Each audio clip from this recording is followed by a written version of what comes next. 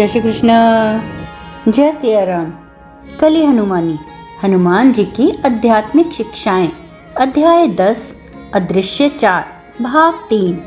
चिरंजीवी हनुमान जी ने कहा, जब प्रभु श्री राम अयोध्या से अपने राज्य पर शासन कर रहे थे, तब अधिकांश नागरिक उनसे प्रेम करते थे और उनके निर्णयों का समर्थन करते थे। भले ही वे सबसे आदर्श राजा थे, उनके आलोचक भी थे। उनके प्रबल समर्थक आलोचकों से तर्क करके उन्हें समझाने और मनाने का प्रयास करते थे, परंतु कोई लाभ नहीं होता था। कुछ समर्थक तो आलोचकों को दुष्ट भी घोषित कर चुके थे। इससे पहले कि उन दो समूहों के बीच घृणा का बीज अंकुरित होता, प्रभु राम ने संतों से आग्रह किया कि वे विवेक काया के बारे में ज्ञान का प्रचार करें। ज्ञान की प्राप्ति के पश्चात समर्थकों को समझ में आ गया कि प्रभु राम जैसे आदर्श और विराट व्यक्तित्व से द्वेष करना भी मानवीय स्वभाव के विरुद्ध नहीं है। भले ही आपका कबीला कुछ ही जनों का समूह है, परंतु उनमें भी कुछ जन आपसे द्वेष करते हैं। उर्वा, आप उनसे कैसे निपटेंगे? उर्वा ने कहा, कोई बात नहीं देव, पुण्य के बारे में उनकी अपनी अवधारणा है। उनके विवेक फलक पर जनजाति के मुखिया की जगह चिन्हित है। उनका मानना है कि मैं उस जगह को भरने के योग्य नहीं हूँ। यही कारण है कि वे मुझसे द्वेष करते हैं। इसमें कुछ अनुचित नहीं है, अभी तो मैं तो उनसे सहमत हूँ। मेरी विवेक काया को भी लगता है कि मेरा किरदार उस जगह को भरने के योग्य नहीं है। मैं अपने आप से द्वेष करता हूँ।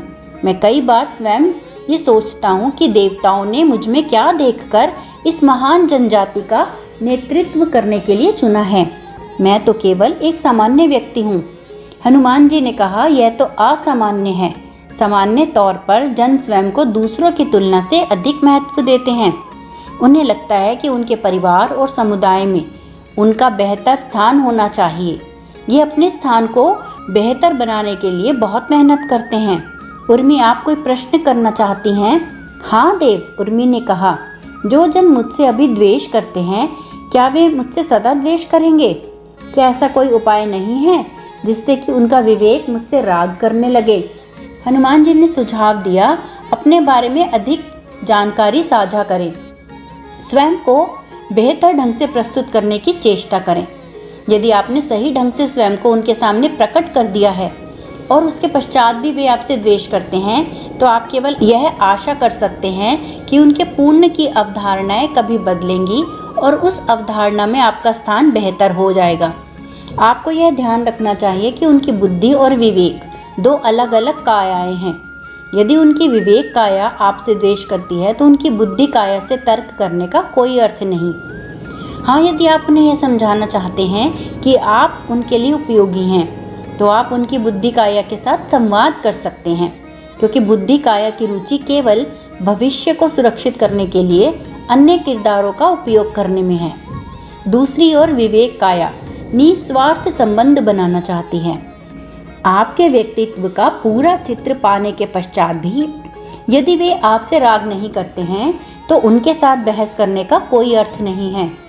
उन्हें आपके बारे में नकारात्मक राय के साथ जीने दें। विवेक काया जो अनुभव करती है वो करती है।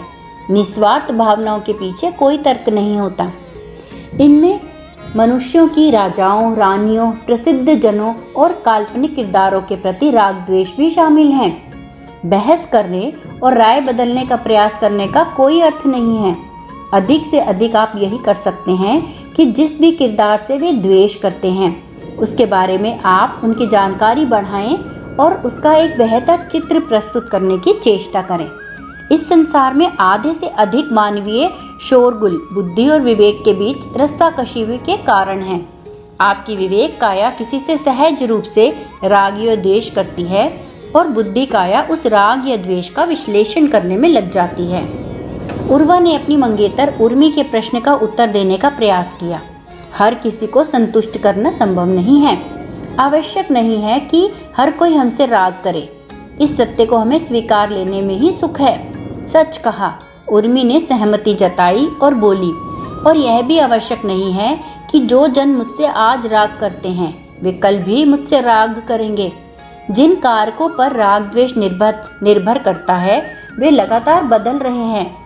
मेरा व्यक्तित्व, मेरी विवेक काया की पूर्ण की अवधारणा, मेरे व्यक्तित्व के बारे में दूसरों को उपलब्ध जानकारी, मेरे संवाद करने की क्षमता और मेरे आंतरिक व्यक्तित्व को बाह्य रूप में प्रस्तुत करने की मेरी क्षमता, दूसरों के प्रति पूर्वाग्रह आदि आदि। उर्वा ने उर्मी से कहा, यदि कोई आपसे इसीलिए द्वेष करता है कि वह आपके सच्चे व्यक्तित्व को नहीं जानता, तो वह आपसे द्वेष नहीं करता, आपकी उस मिथ्या छवि से द्वेष करता है जो उसके मस्तिष्क में छप गई है। हनुमान जी के गहरे स्वर में ज्ञान गूंजा। आपकी अन्य कायाओं की तरह विवेक काया की पूर्ण की अवधारणा भी मिथ्या है। विवेक काया भी कभी नहीं जान सकती कि पूर्ण क्या है। उसकी आपके किरदार को पूर्ण बनाने की इच्छाओं का कोई परिणाम नहीं निकलने वाला है, चाहे वह कितने भी किरदारों के साथ संबंध जोड़े और कितने भी किरदारों के साथ संबंध तोड़े। वह एक आदर्श समूह का निर्माण कभी नहीं कर सकती और किसी भी समूह के अपने आप में पूर्ण होने का तो प्रश्न ही नहीं उठता। इसीलिए आत्मा को विवेक काया द्वारा उत्पन्न की गई इच्छाओं को अपने ऊपर नहीं लादना चाहिए। मैं आपको विवेक काया द्वारा उत्पन्न इच्छाओं के कुछ और उदाहरण देता हूँ। विवेक काया सामान्य तथा प्रसिद्ध जनों के बारे में सभी प्रकार की कहानियाँ, गपशप, समाचार आदि सुनने की इच्छा रखती है। वह अन्य जीवित तथा मृत किरदारों के बारे में अपनी राय प्रकट करने की इच्छा रखती है। वह अपने परिवार, समुदाय, देश, ग्रह आदि को बेहतर बनाने की इच्छा रखती है। वह अन्य मनुष्यों, कुत्तों, बिल्लियों, हाथियों आदि की देखभाल करने की इच्छा करती है। वह उन मनुष्यों और जानवरों को अस्तित्व में नहीं देखना चाहती जो उसके आदर्श पूर्ण की अवधारणा में नहीं समाते। वह उन व्यक्तियों को अच्छे और बुरे की श्रेणियों में डालने की इच्छा करती है। चिरंजीवी गुरु ने कुछ देर के लिए सभा में मौन रहने दिया।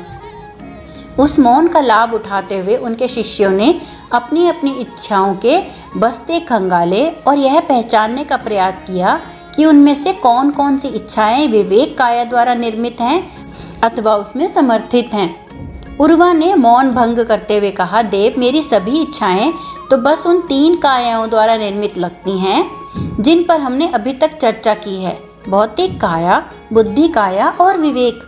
मुझे आश्चर्य है कि अभी 2 कायाओं के बारे में चर्चा शेष है। वो 2 कायाएं क्या इच्छाएं करती हैं? आपको एक दिनचर्या का पालन कौन करवाता है? हनुमान जी ने पूछा। आप नित्य एक निश्चित समय पर जागने की इच्छा रखते हैं। आप दिन के दौरान एक निश्चित समय पर अपना भोजन करने का प्रयास करते हैं। आप आदतें बनाते हैं। आप चीज़ों को व्यवस्थित करना पसंद करते हैं। आप स्वच्छता की इच्छा रखते हैं। संसार में बहुत अधिक अराजकता, अनिश्चितता और अस्त व्यस्तता है। आप अपने जीवन में जितना संभव हो सके उतनी निरंतरता, पूर्वानुमेयता और व्यवस्था लाने की इच्छा रखते हैं। आपकी 5 कायाओं में से कौन सी काया ऐसी इच्छा करती है? संस्कार काया, युवा मातंगों ने अनुमान लगाया। सही, हनुमान जी ने पुष्टि की। आप संस्कार काया भी आपके किरदार को पूर्ण बनाना चाहती है, किंतु उसकी पूर्ण की अवधारणा अलग है। उसका मानना है कि जो पूर्ण है वह सुसंगत, व्यवस्थित, पूर्व सूचनीय, पद्धतिबद्ध, निश्चित व नियमित है।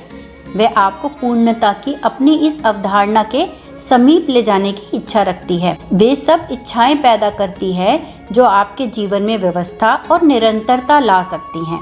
क्या आप उदाहरण के तौर पर अपनी इच्छाओं में से वे इच्छा बता सकते हैं जिन पर संस्कार काया की गहरी छाप है? उर्मी ने क्षमा प्रार्थी भाव से कहा, मैं चीज़ों को अशुद्ध और अव्यवस्थित रूप से नहीं देख सकती। यदि मेरी भौतिक काया मर रही हो तो भी मेरी संस्कार काया झोंपड़ी को साफ सुथरा करके एक सुंदर मृत्युशैया बनाने की इच्छा करेगी। उर्वा ने कहा, मैं इतना अतिशय नहीं करता, परंतु यदि मैं किसी दिन स्नान न कर पाऊं तो मेरे मन में एक स्वर उठने लगता है जो मुझे मलिन अनुभव कराता है। फिर चाहे मेरी भौतिक काया को स्नान की आवश्यकता हो या ना हो, मुझे लगता है कि वह स्वर मेरी संस्कार काया का ही है। हनुमान जी ने कहा, शुचिता से परे भी कुछ उदाहरण सोचो। अराजकता, अनिश्चितता और क्रम भंग से मनुष्य को डर लगता है। वे सत्य की खोज के लिए भी एक अनिश्चित और घुमावदार मार्ग की बजाय कुछ सरल नियमों, अनुष्ठानों और परंपराओं का पालन करना चाहते हैं। वे सदा स्वर्ग और नरक, अच्छे और बुरे, पुण्य और पाप के सरल विचारों के साथ जीना चाहते हैं। वे सदा विचारधारा और मान्यता के एक छोटे से घोंसले की खोज में रहते हैं, जिसमें वे चैन से अपना जीवन बिता सके। क्यों? आपके बारे में कुछ भी अपरिवर्तनशील नहीं है। आप हर पल बदल रहे हैं। आपके आसपास सब कुछ बदल रहा है, तो भी आप स्वयं की एक अपरिवर्तनशील छवि बना लेते हैं और उससे चिपके रहने का प्रयास करते हैं। महाभारत काल के एक महत्वपूर्ण किरदार पराक्रमी भीष्म संस्कार काया द्वारा की गई इच्छाओं को समझने के लिए एक बड़ा उदाहरण है। भीष्म एक महान योद्धा थे, जिन्होंने स्वयं की एक बहुत कड़ी छवि बना ली थी। उस छवि के कारण उन्होंने यह वचन दे दिया कि वे सदा उस व्यक्ति के प्रति निष्ठावान रहेंगे जो सिंहासन पर बैठेगा, और वे स्वयं कभी राजा नहीं बनेंगे। दुर्भाग्य से एक दुष्ट व्यक्ति ने उस सिंहासन पर अपना अधिकार कर लिया, जिस सिंहासन के प्रति निष्ठावान रहने की उन्होंने शपथ ली थी। छवि से चिपके रहने की इच्छा के कारण ही वे एक दुष्ट राजा के बुरे कर्मों के सहभागी बन बैठे। एक कठोर नैतिक संहिता का पालन करने की उनकी इच्छा ने उन्हें मानव इतिहास के सबसे बड़े अनैतिक कार्यों का पक्षकार बना दिया।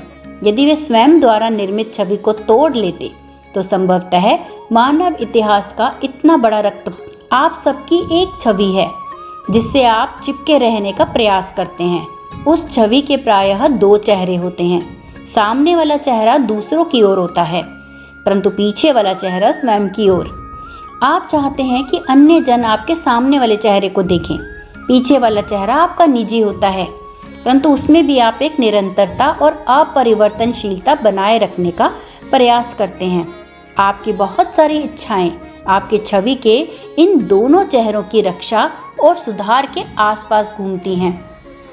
पीछे वाले चेहरे को क्षति पहुंच जाए तो कोई बात नहीं, परंतु आप अपने सामने वाले चेहरे को हर मूल्य पर बचाए रखने का प्रयास करते हैं। असहाय अनीता के ही उदाहरण को ले लीजिए। वह ये दिखाने का प्रयास करती है कि उसके जीवन में सब कुछ सामान्य है। वह पड़ोसियों या मित्रों से भोजन की भीख नहीं मांगती, क्योंकि उसे अपनी छवि की रक्षा करनी है।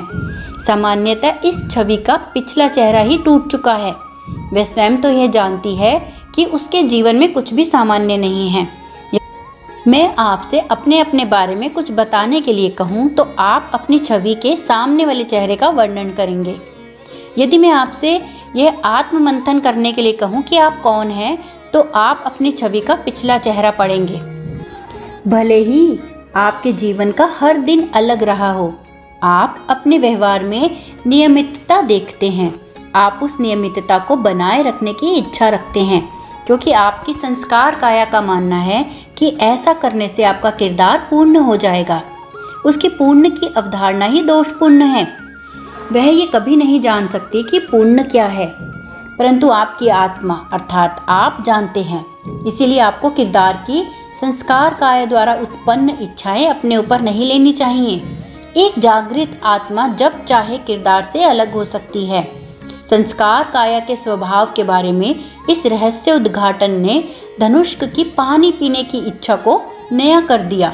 उसने कहा, देव, प्यास को दबाना मेरी संस्कार काया की इच्छा है। मेरी एक छवि यह है कि मैं शक्तिशाली इरादों वाला ऐसा व्यक्ति हूँ जो अपनी पानी पीने और खाने की इच्छा को दबा सकता है। अतीत में मैंने गर्व से लंबे समय के लिए उपवास किए हैं। अब जब मैं इसके पीछे अपनी संस्कार काया का हाथ देखता हूँ, मुझे अपनी प्यास का दमन करना व्यर्थ लगता है। अब मैं पानी पीना चाहता हूँ। धनुष्क का परम मित्र उर्वा बोला, परंतु धनुष्क, पानी पीकर आप अपनी भौतिक काया की इच्छा की अनुकृति कर रहे हैं। आप चाहे पानी पियो अथवा प्यास को दबाओ। आत्मा की स्वतंत्रता के संदर्भ में दोनों परिदृश्य एक जैसे हैं। दोनों परिदृश्यों में आपकी आत्मा आपकी कायाओं की इच्छा को अपने ऊपर लाद रही है। धनुष्क, अपनी भौतिक काया की इच्छा के अनुसार अभी तो पानी पी लो, हनुमान जी ने सुझाव दिया। जब धनुष्क ने अपनी प्यास बुझा ली, तब हनुमान जी ने आगे कहा, आपकी 5 कायाओं द्वारा की गई इच्छाओं के साथ जाना कोई बुरी बात नहीं है। आप जब तक चाहें इन सुंदर भ्रमों का आनंद ले सकते हैं, परंतु आपको बोध होना चाहिए कि इन भ्रमों से बाहर कैसे निकलना है, नहीं तो आपकी आत्मा आपकी 5 कायाओं की दया पर आश्रित हो जाती है और एक दास बनकर रह जाती है। मुझे समझ नहीं आ रहा देव, क्या मुझे उस जगह पर स्वच्छता रखनी बंद कर देनी चाहिए जहाँ मैं रहता हूँ? क्या मुझे नियमों का पालन नहीं करना चाहिए? क्या मुझे जीवन में सुसंगत नहीं होना चाहिए? मुझे अपनी संस्कार काया द्वारा की गई इच्छाओं का विरोध कैसे करना चाहिए? कालदंक क्षीण स्वर में बोला। उसने निश्चित ही हनुमान जी द्वारा अभी अभी बोले गए कथन को नहीं सुना था।